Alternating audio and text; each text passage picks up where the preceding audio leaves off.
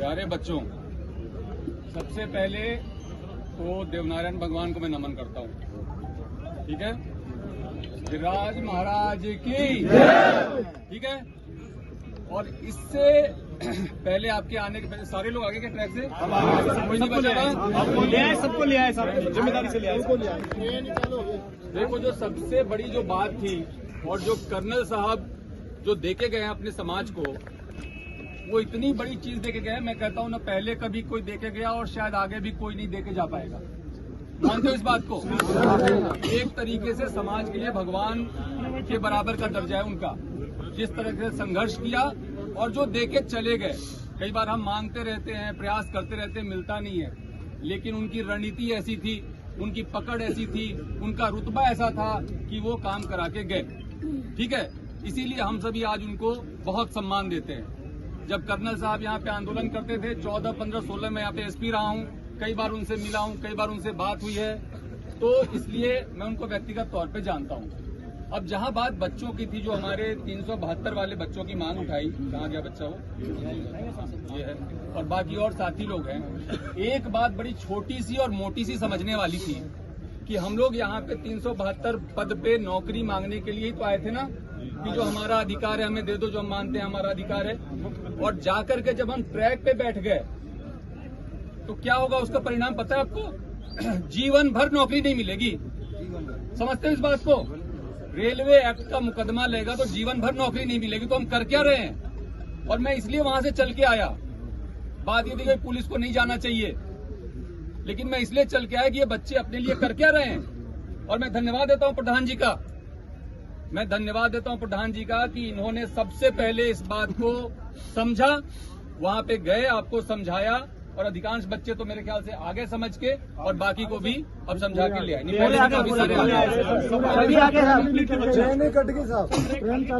बहुत बढ़िया।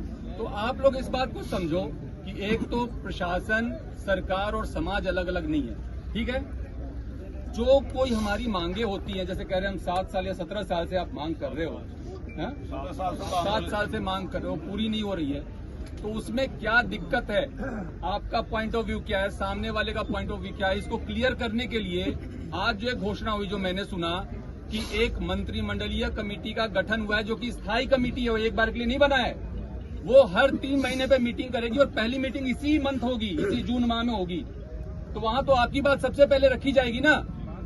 तो इतना ज्यादा उद्वेलित होने वाली बात थी नहीं। और फिर भी अगर आपके दिल को चोट पहुंचा, मैं समझ सकता हूं। हम लोग सभी रोजगार के लिए बहुत, हमने भी संघर्ष किया है। हम भी कॉलेज में पढ़े, दिल्ली जाके पढ़े, नौकरियों के लिए कंपटीशन दी, फिर नौकरी हुआ तो नौकरी में हमें पता है कि एक बेरोजगार का दर्द क्या होता है। लेकिन साथ ही साथ अगर ये दर्द था तो थोड़ा सा धैर्य रखना चाहिए था, मैं मानता हूँ।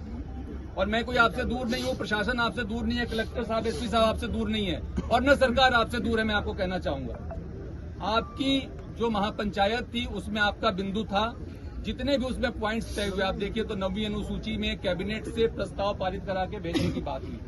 एक ये मन में हमेशा डर रहता है ना सबके कि कहीं हमारा आरक्षण खत्म नहीं हो जाए।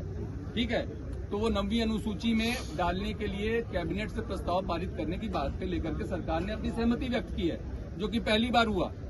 इसके साथ ही जो मुकदमे वापसी की बात है, जिससे हम सभी लोग परेशान रहते हैं, हमारे बच्चे परेशान रहते हैं, उसमें केवल बेलेबल ही नहीं बल्कि जो दूसरे जिसमें कि नोटिस दे करके भी कार्रवाई की जा सकती है, उसके भी डिस्पोजल की बात और सहमति दे दी गई है। देवनारायण योजना में आपके संघर्ष समिति के जो प्रतिनिधि जो आप नामित करेंगे, उनको शामिल करने की बात हो गई है। कैबिनेट सब कमेटी में जो मीटिंग होगी उसमें आपके प्रतिनिधि जो नामित होंगे उनको शामिल करने की बात हो गई है। तो आप हर 3 महीने पे मिलोगे। आप जो कह रहे हो हमारी कोई बात नहीं सुन रहा, हमारी कोई बात नहीं समझ रहा, हमारी लॉजिकल बात है, वो हर 3 महीने पे सवाल पूछने का आपके पास मौका होगा। तो मेरी कोई बात पे आपत्ति है क्या? और इस देश में गांधी के देश में अगर गांधीवादी तरीकों को छोड़ करके हम दूसरे तरीके पे जाएंगे और बिना सोचे समझे जाएंगे तो अपना भविष्य अंधकार में डाल रहे हैं। तो मेरे को बच्चों इतनी बात कहनी थी। आप सभी बहुत समझदार हैं, पढ़े लिखे हैं, मैं आपका बड़े भाई जैसा हूं। अगर आप बड़े भाई की राय को मानते हैं, अभी आप लोग जो भी यहाँ बैठ के अपना तय करेंगे नीति रणनीति, उसके बारे में मुझे कुछ नहीं कहना, लेकिन मैं कहूंगा कि जो भी निर्णय लिया करो उसमें अपना भला तो पहले सोच लिया करो, जिससे कि आपका बहुत भारी नुकसान नहीं हो जाए। तो इतनी सी बात करनी थी। सबको बहुत बहुत धन्यवाद। वंदे मातरम।